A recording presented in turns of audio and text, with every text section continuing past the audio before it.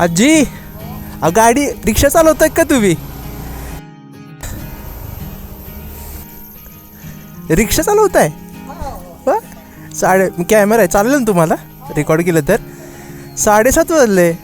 7:30. घरी निघाली आता. अच्छा पाणी पिली. अच्छा पैसे किस्त झालं बघितले. हां उभी राहिली तरी तो उजीड आहे मग. अच्छा, मग इथं आता तुम्ही घ्यायला आलाय कुणाला? नाही काय, मी आता घरी निघाली इकडे. अच्छा, घरी निघाला. कराडची लोक तुम्हाला ओळखत असतील ना? वळखते ती सगळं महाराष्ट्र वाचायला लागले. पुण्यात चर्चा आहे हो. आता चर्चा आहे.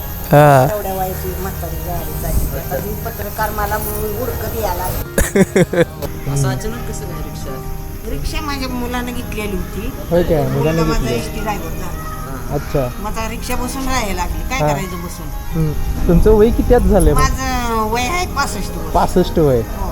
आत्ताची पोरं सांगितलं तरी करणार नाहीत, माहिती आहे का? नाही हो. तुम्ही 65 वर्षाच्या.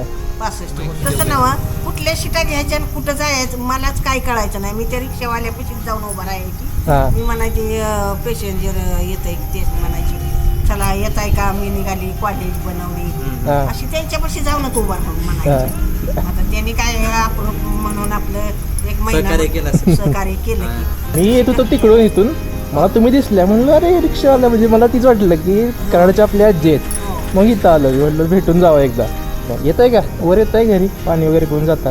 अहो पिली आता पाणी, आता जरा कंटाळा आल्यावानी झाला. उजेड दिसतो इथं म्हणून जरा उभा राहील. या की वर, इथंच आहे, इथंच घर आहे आपलं. आई वगैरे आहे वर. नाहीच की मग हे असं मी कुणाचं मन मोडत नाही. हा. चला म्हटलं तर चल. हा